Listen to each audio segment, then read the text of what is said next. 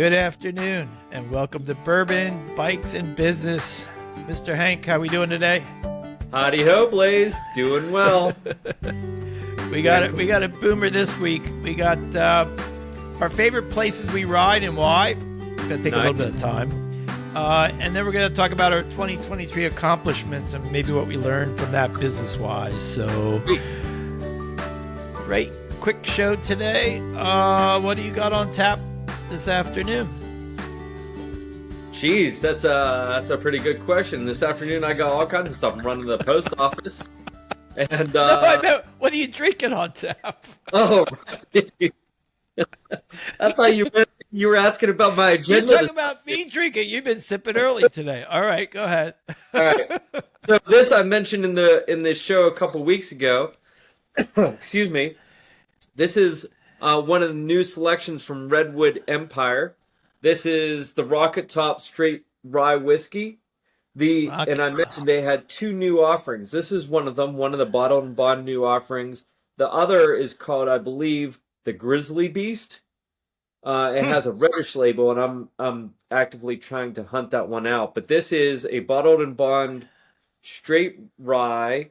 This was done, the bottling was in June 23, distilling season spring of 18.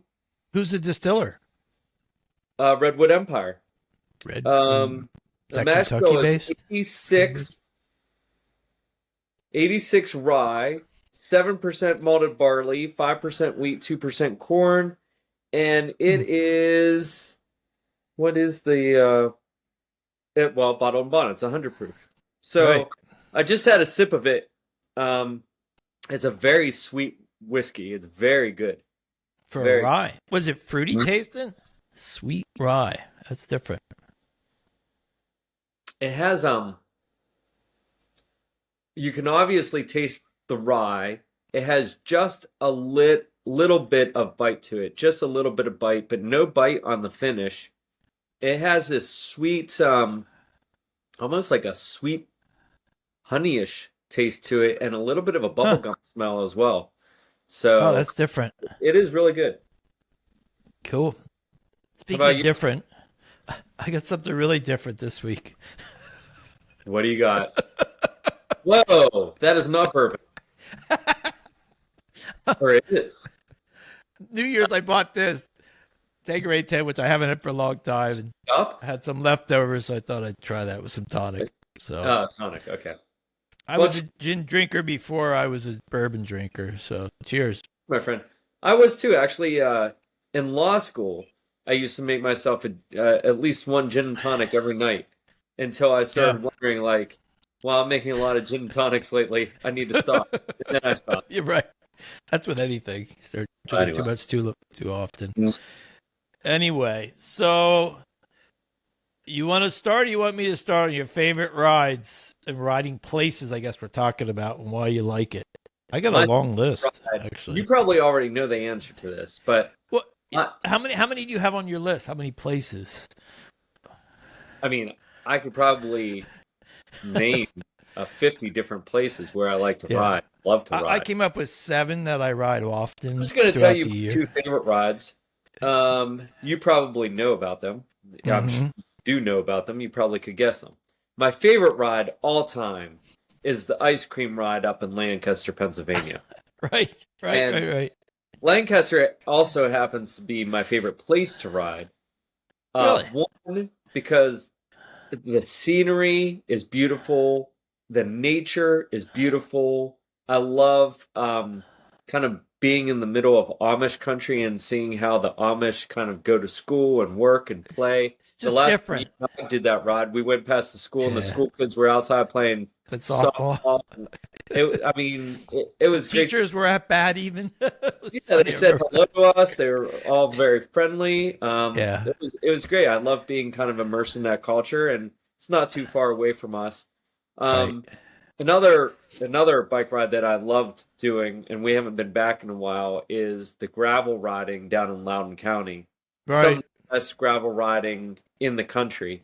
Right. And just going through past the huge farm, the horse farms, the big estates, and out in the middle of nowhere.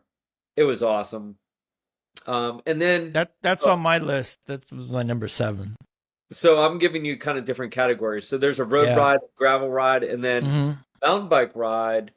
You know, we have some of the best mountain biking in the country here up at Gambrel, Right. but I don't love doing that. It's a little too aggressive for me. I'm more of a cross country kind of guy. So, Cross um, Smoky Mountains kind of guy. Yeah. yeah. So I think there's a place around here called Schaefer Farms, and that's definitely my favorite place to ride cross country mountain bike. So, You know what? I've never ridden there. yep, And you got Little Bennett there, which I have ridden a there, little bit but it's not. fun, but Schaefer's my absolute favorite. Could I tackle that with my Cuddy, or is that a little tougher? It's I more tried drop mountain bars there bike, once, and it was a little too aggressive for drop dicey. bars. Yeah. So, yep. Hmm. So anyway, there you go. I mean, That's your list. You got a that's short my one. list. Those are all beautiful places. Those are all beautiful rides to do. I mean, I could list 50 more places I like to ride, but those are the Right. ones that stick out the most for me. Cool. Cool. Well, some of these I think you and I have ridden before. Some of them not. What's what I have on here? Let's start. CNO, we've ridden that together. I mean, my section is pretty much White's Ferry to Harper's Ferry. That's my home stretch, which is about a 40 mile stretch in between there that I'm usually on most of the week. Um, why I like that, it's just obviously convenient. I always see wildlife pretty much. I'm disappointed if I don't see a deer or a bald eagle or a heron or something on a ride. There's a lot of wildlife. Can be congested on a weekend, but during the week, it's some nights I can go out and see one person the whole time, 40 Yeah. miles. So that's nice about it. Especially in the winter. I like the winter. You can see the whole river. If I get out this week, I'm sure it's swollen to its banks with this rain we had and stuff. Yep. So Harper's Ferry, you can stop in Harper's Ferry. You can stop at White's Ferry and grab lunch, which is great. Except on Mondays. What else? So next to the CNO, you got the Gap Trail, which I love. I'd say it's my favorite ride in the Mid-Atlantic, going from Cumberland to Ohio Pile and back, which is Yep. an 80-mile day. It's about 40 miles out, 40 miles back.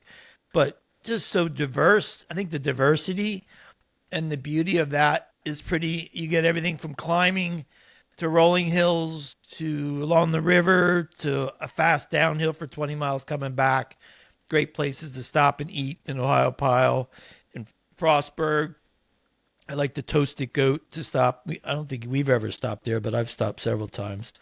I stopped there on my bike across Maryland ride that I did several years ago when I came into Frostburg. My other longtime favorite road gravel would be Gettysburg Battlefield.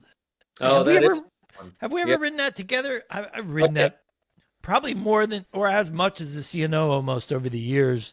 And again, I ride it all year round. You can go up there in the winter and there's nobody there, and then you could ride Winter summer riding. and it's bumper to bumper cars. We did a ride there once right after New Year's, like January 3rd one year. That was Um, February after I broke my ribs. Remember the first ride I did and there was ice on the roads? that might have been another time because we did Yeah. one. I distinctly remember I had a huge closing, end of year closing, and I really needed just to take a break off of work. And I took a day right after New Year's, and we did You're get it. right. One of my favorite pictures of you coming up that Yeah, S exactly. turn there up the hill. That must have been the ride you're thinking of. Yep, Yeah. exactly. Yep. Yeah. Gettysburg is just so cool. Again, places to stop and eat. It's about 21-mile loop around it in general. I sometimes will do 2 loops. I don't think I often do 3 loops, but you can do 1.5, 2 loops and get a pretty good workout. And it's nice because you got flat, you got hills. You're going through the woods. There's one section there that always makes my hair stand up on my back where they must have buried a lot of people or something. I Yeah. don't know. Here's another one we've ridden together a couple of times. Micho, outside of Gettysburg to the west.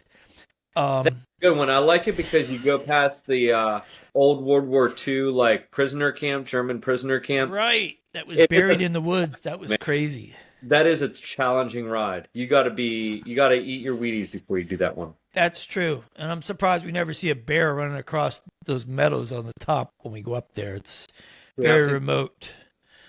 There's now a Micho gravel bike ride race, I think. I forget what time of year it is. I want to say July, maybe, or September. Buddy Joe do that? Um, yeah. Yeah. Joe Gerbic, you mean? Yeah. Yeah. A lot of my friends did it. Isabella, one of my clients, she did it. I think Brendan did it. Brendan Bacon. Um, the NCR Trail from Hunt Valley, Maryland to York, PA is 20 miles one way. So that's a 40-mile loop. Again, really pretty along the Gunpowder River. We've never done that together, I don't think. No, when I first moved to Maryland out of law school, I used to live in Cockeysville right by the trail. And that used to be my hometown trail. That's how I started my cycling there and I trained for marathons on that trail. Really nice. Yeah, I've been on that. I used to fly fish the Gunpowder a lot. I haven't been over it in a couple of years, but when I was into fly fishing in my early days, when I lived in Towson, I think I would go up the Gunpowder. And then years ago, I discovered it bike. I think that's when I first started bike riding with my LL Bean. That's where I would head to the NCR. Now I think of it, when I first got back into riding. So that's a great area for riding. What else? We hit Loudoun County gravel. Here's one out of the area that I love since I go to Massachusetts a lot. I go to the Deerfield Academy, which is a famous private school where a lot of international people send their kids. I forget who the famous.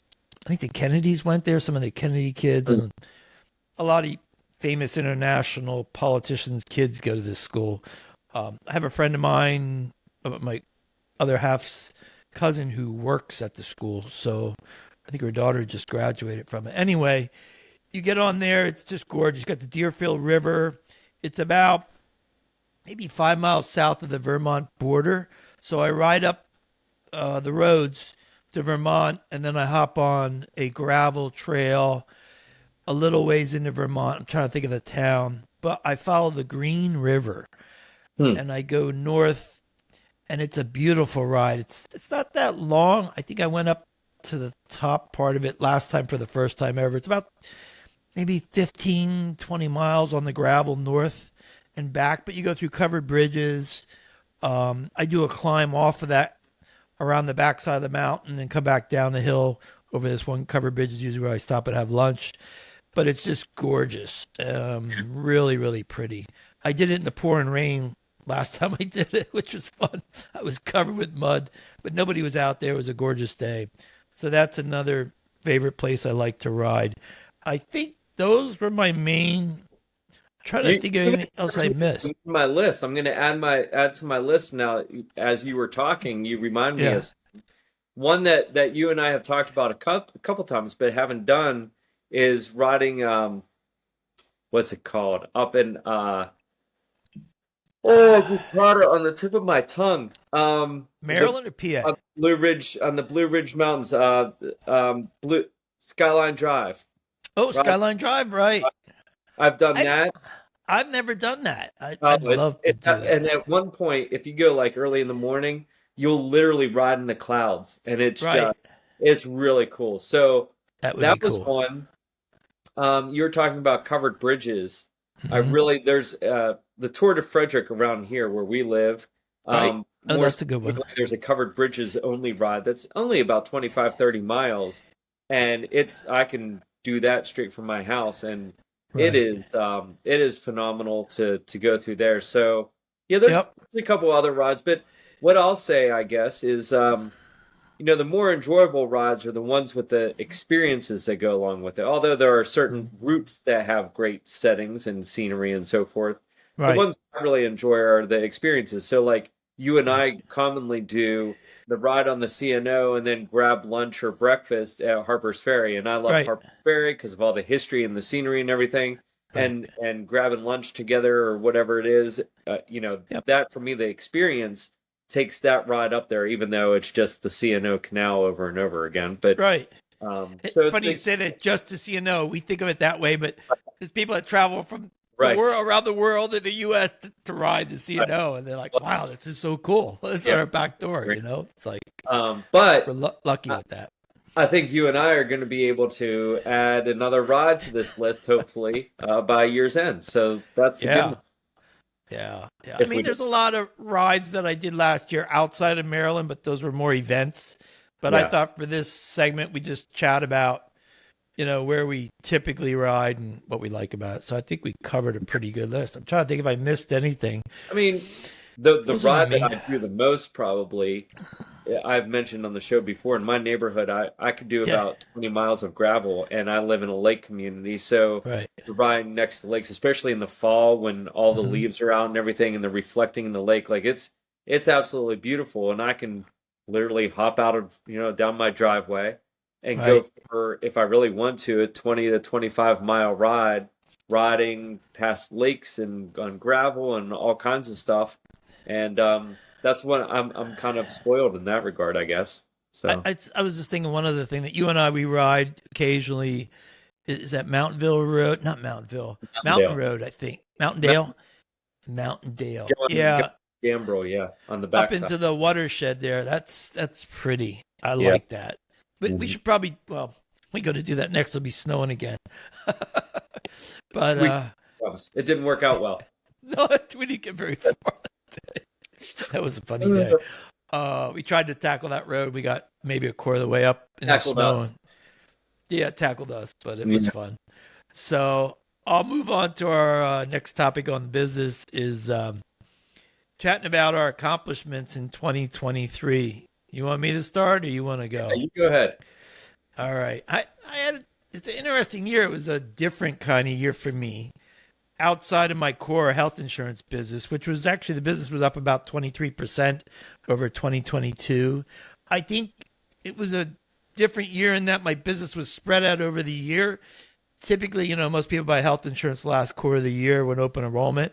But since I do it all year round, I was able to connect with a lot of people throughout the year. Maybe because people were changing jobs, I think had a lot to do with it. People leaving corporate America, people just with their budgets couldn't afford their health and gave up on what they had. And if I could find them and give them a more affordable option. So that contributed to having a pretty good year this year with my core business. But outside of that, I launched my photo business at the beginning of the year. I had bought some equipment and stuff this time, or December last year, a year ago. And I did several bike events. I did some, my core products on the photography is events, sports events. I did everything from wrestling to your son's hockey. Mhm. I did a lot of bike events this year. I think I did 3 or 4 different bike events that I shot, and then did some portraiture work in a natural setting. So that's the area I'm going to probably stick to this year again, and expand on that and do some new things maybe. But it was a lot of fun, challenging in some cases, shooting in a pouring rainstorm, a bike event. I was out all day in the pouring rain. It was a lot of fun. We launched the podcast Yeah. in early November, I guess it was that we started. Yep. And what are we on? We're on episode 10, I think this Yeah. is. Yeah. So we're chugging right along. Pretty good. It's been a blast. I'm learning a lot with the recording. It's taken me to some other things. And then lastly, I just bought a turntable for Christmas, and now I'm addicted to vinyl and buying records. I saw your post on Facebook. I bought Look 60 records in the last month for my new turntable. And I've been on auctions for records. I've been in record stores. I've been looking online. And now it's funny, that post? I had a couple friends from high school said, I got my daughter's records. I'll send them to you. And somebody from Vermont said it. As soon as I get dug out of the snowstorm, here's 4 records I'll send down to you if you like them. So I got people mailing me records. It's funny. That's great. I got the most engagement of a post in a long time talking about vinyl. That was hilarious. Maybe we can set up a record exchange. Yeah, exactly. Yeah. Well, what's crazy? There's this app called Whatnot, WHATNOT, Mhm. and there's people on there all around the country auctioning records, auctioning CDs, DVDs, clothes, jewelry, all kinds of crazy stuff. And the way it works is you just set up an account and you go in there, and then they have freebie like giveaways. I've won several albums just being on there listening, clicking, and then if your number comes up, they mail you out whatever was the giveaway, a record or whatever. But you'll have guys put a record on there for $1 bid starting, or $5 bid, or maybe it starts at 25 depending on what the record, whether it's used or new or whatever. And you got to know what's going on with what you're buying, obviously, like anything else. And you bid on, you can get some pretty good deals. And then there's something called Discogs, Disccogs, where I've put in my whole album collection. And what Discogs does, you can buy albums on there anywhere in the world. You plug in an artist. But what it's cool, it helps you narrow down the exact printing, what country it came from, what date it was printed. And then what's cool about it, like I have my collection in there now, the whatever, 56 albums. It'll tell you what that record sold at the least expensive and the most expensive and the average selling price. So real time, it tells you what the value is of your record collection. So like, I think my collection is worth like $1,000 average price and like $2,500 if you paid the most expensive. So it gives you a barometer, and then you can put in a wish list, and then you can sell in there as well, which I might consider in the future. But so if you go into a record store, you have your wish list, you can pull it up on the app, and you can see the value, current selling price of that album. Is that a good deal or not?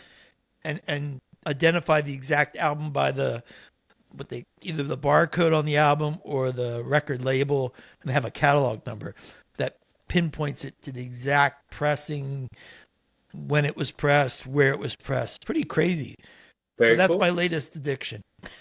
How about you? Latest place to spend some money. Yeah, right. I get it.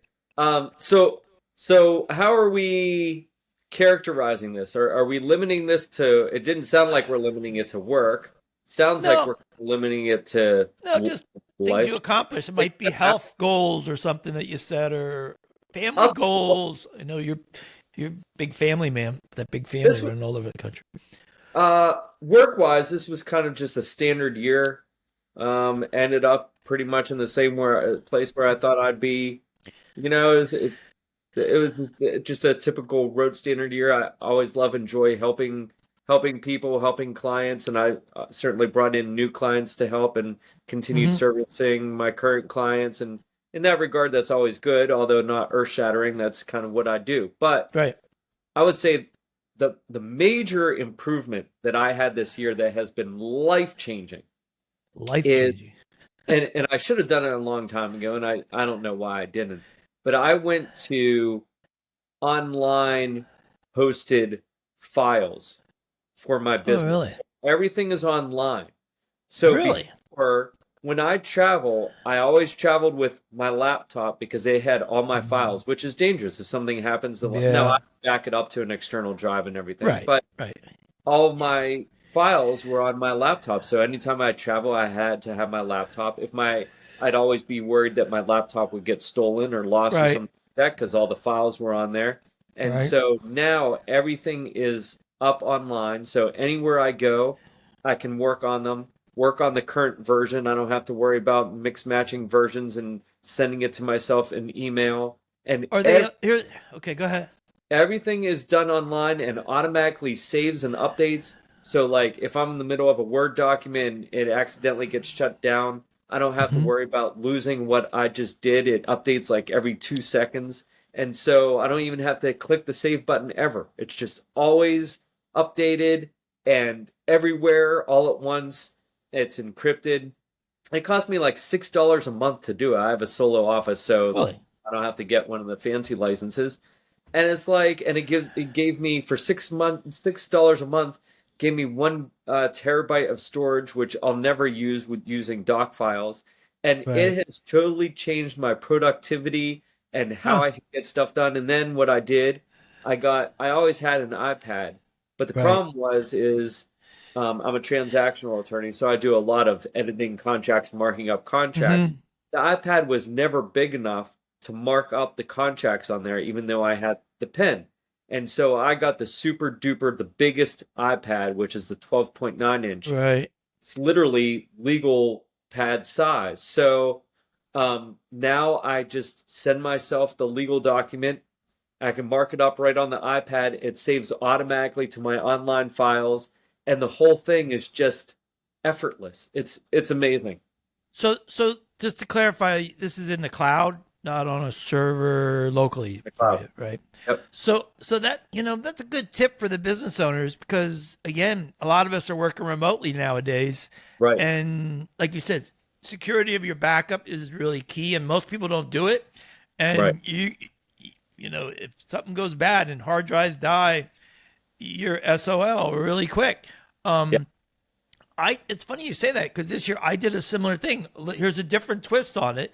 So again, my other half's brother ran a Apple lab for a major college in the U.S. for years, and he's just a guru when it comes to technology. And he said, Blaze, I said to him, hey, I'm having trouble. My computer's slowing down because I was saving everything to the hard drive. And he goes, well, we got to change that.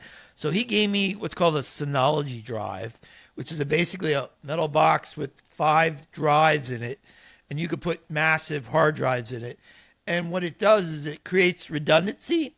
So Hmm. you're saving your files across your local network. I did some things to improve the speed of my local network here. And then it goes to 1 or 2 drives and it's backed up on the other 2. So if one drive crashes, it's Right. there. So you have built-in redundancy.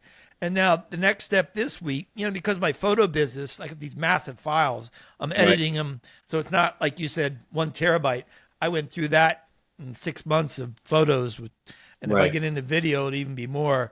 So he set me up with that, which is great. And now I peeled everything off of my laptop and put it over there.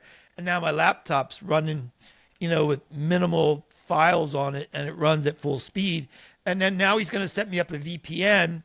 So when I'm working remotely, I can log right into my Synology drive here in the house from Yep. anywhere in the world. So yeah, if you're a business owner and you need to work remotely with files, those are 2 options that have become very relevant in today's business world with securing your files and getting quick access to it, like you said. So, I mean, that's great. If you Yep. travel like you're traveling every other weekend with hockey, with your Right. son's hockey and stuff. Right. So that's a Yeah. great thing. On that note, went on some cool trips. We went to for hockey specifically for Yeah, you were to all over. got to see Ann Arbor, which I always wanted to see. Mhm. Went to Boston, which my kids had never seen and wanted to give them a tour of. Went to New Mhm. York City, stayed on top of the Marriott Marquis, top floor. Oh, I Right. like that hotel. That's one of my favorite places in New York. We did a tour of New York City, so got to show the kids that. We went to Denver and did all the stuff out there, the Right, Garden of the Gods and the whole thing. We got to see right. Air Force and see a hockey game there. We saw That's University cool. of Denver. So the hockey thing has really, it takes a lot of time, but we've gotten to show our kids places where they might Oh not have, yeah. like, I would have never taken them to Ann Arbor or probably Denver otherwise. New York City and Boston probably. And then there are certain things like New York City and Boston where I consider that as a father. Certain before they leave my house, there are certain boxes I have to check, certain things I need to show them, and so Yeah. we're another couple of boxes checked, and so yeah, it was good Well, here. that's awesome for kids. I mean, I think about over the last 20 years when my son and daughter were growing up, my daughter never wanted to go on vacation. My son and I always went on vacations every summer. And, when he got to college, he was like, "Whoosh, I'm out of here." She stayed Yeah. home because she never got to experience. She really missed out, unfortunately, on traveling with him. We would go bike riding at Killington. We went to steamboat bike riding and hiking out in Colorado. We went to Florida on the car train to Disney and went to see a Tom Petty concert when he was 8, Huh. and ends up being a recording engineer. So I think that heavily will stick in a kid's mind and influence their outlook on the world when they're growing up down the road. It's Right. priceless, if you ask me. Yeah. Um, Yeah. Great experiences. And then yeah. our coach at the time, he was really big into showing these kids what the college programs are like and what going to college is like. So he tried to Hmm. arrange all the tournaments at universities and then try to arrange, us to see the locker Ah, rooms or go on the ice. So we got to see Brown, we got to see University of Michigan, we got to see University of Denver, all these different schools very really cool. kids thinking of that way. So yeah, it was Yeah. really great year. That's nice. I mean, I think life's too short not to go do all the things that we're doing. I mean, Thank God we're able to do these kind of things. I guess not everybody is, but I always say live life to the fullest every day. You don't know when it's your last day. So, and kids should think of that the same way and experience things that they haven't experienced before. It's great to travel, adventures, and things like that. So yeah, it's interesting. Every time I'm running or biking, I find myself in a place where I'm asking myself, like, why the hell am I doing this? Like, I could be home in a nice warm blanket, just relaxing. And I had that same thought. It's like, because someday I'm not going to be able to do this. And I'm going to look to my life right now and say, gosh, I'm really glad I got out and ran like the wind because my knees are bad now and I can't. Or got on my bike and going flying 30 miles an hour down a hill because I can't ride my bike anymore. That's my biggest fear, of not being able to ride a bike in the future. Yeah. You know, I would cringe upon that. I guess if I couldn't ride my bike, maybe I could stand in a trout stream to fly fish. That's my backup. Yeah. Or listen to records and get a nice chair. That for backup too. Yeah, but I mean, you see so many people out there that they're either in a stage of their life where they're not in the condition to do it, or they're too old to do it, and you just thank yourself that you are in that position and you take full advantage of it. That's the only way I think. I mean, I think it keeps you healthy, it keeps you young, keeps your mind focused too. We talked about that on one of our other shows. So, speaking of shows, what do we got going on next week? Any ideas? Good question, Blaze. If not, we'll just put it out there when we know what it is. No, you know what I wanted to talk about before we get to that? What? Now, the last episode, there was a reference about the Steelers playing the Ravens. Oh, yeah. Game has passed now. I was almost going to bet you a bottle of bourbon. I'm glad I did. Do we want to recite for our viewers what happened there? Now, Now this may come back to bite me because the Steelers announced the playoffs and their first game is this weekend, and who knows? So this will publish after that game.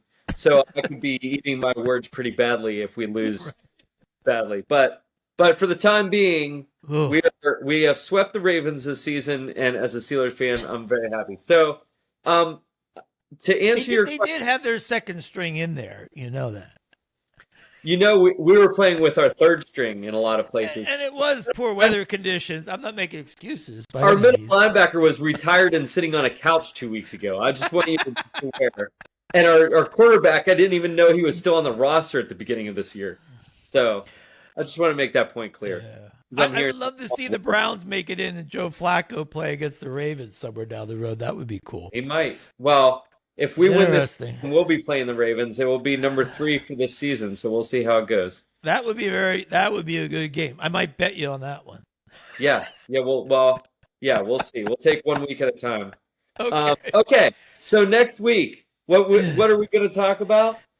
We are going to talk about the PANTS route, the Pennsylvania north to south route that you and I are going to do in July. We're going to talk a little bit about the route, the places where we're going to stop, maybe what we're thinking we're going to take to eat, the bikes that we're going to take, just a brief review of those things and kind of what our expectations of this ride are. We're going to need a stiff drink for that one, I think. Talk about the training that we're supposed to be doing, right, Blaze? Yeah, right. Okay. All right. Well, have a great week. Thanks for everybody. Like, subscribe. Check us out on YouTube and all the major podcast channels. Great to see everybody. Peace out. See ya.